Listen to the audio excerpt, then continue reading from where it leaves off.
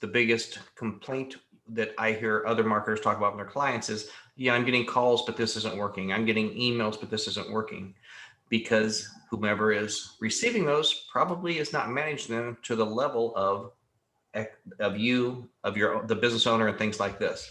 So how do you handle those tap dancing conversations to explain to Paul, I'm getting you all of this X, but this is what's happening and this is why it's not converting and making it beneficial for you as a business owner?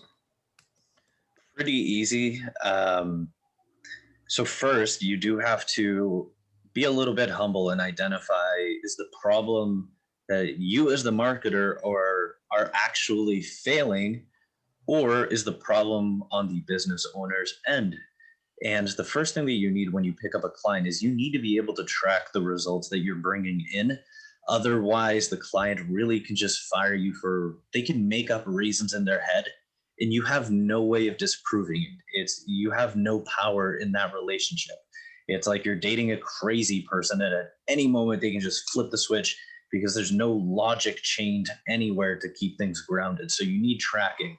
That would be my advice. It's like if you're running into that issue, I guarantee you it's because you're either underperforming as the marketer or you're not tracking and you don't have any proof to say otherwise. Verifying emails is one of those tedious things that you just have to do in the marketing profession, because you don't want to have an extraordinary percentage of bounce. Yeah, Or you'll burn your own domain out or whatever spam accounts you're using. A lot of the things that I tell people is like, hey, this is really annoying, but if you do it, you're going to get a lot of results with it. And it is verify before you send out the email.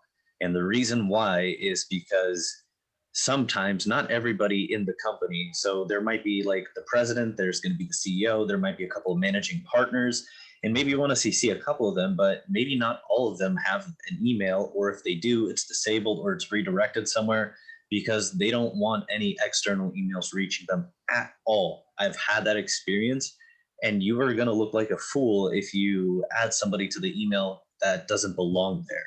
So if you're doing direct mail, if you're doing radio, if you're doing advertising over different platforms, when you can have one phone number that comes in from each type of marketing, then you can let each form of marketing stand on its own and determine if you're making a return on your investment. So this is imperative, I think.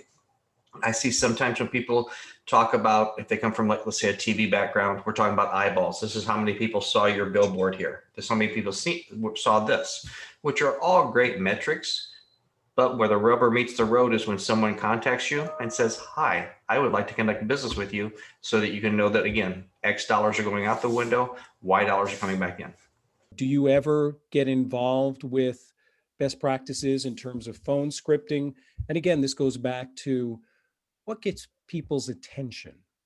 I know that that's been something I've um, been asked to consult on quite a bit, and I would love to hear your thoughts on that. Sure. So when I had my first lead generation business, it only focused on plumbing clients, and we had a lot of experience with that. So we would give scripts to people. After a while, I opted out of it. So it's either you have the type of client that they have somebody there to answer the phone every single time that it rings, or you don't, or they answer it when it's convenient, or they don't answer it all the time. And for those types of people, I can't help them. They're too far. They're not there yet. They're not at a level that I want to work with them because I know it's going to lead to headaches down the road for me.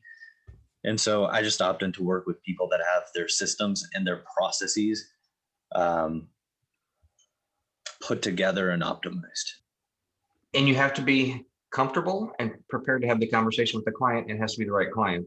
But have seen experiences when it was just such a bad situation with whom was answering the phones, that literally to recommend, okay, let's bring in a third party that will just follow this instructions. We'll do this, this, and this when they receive a phone call.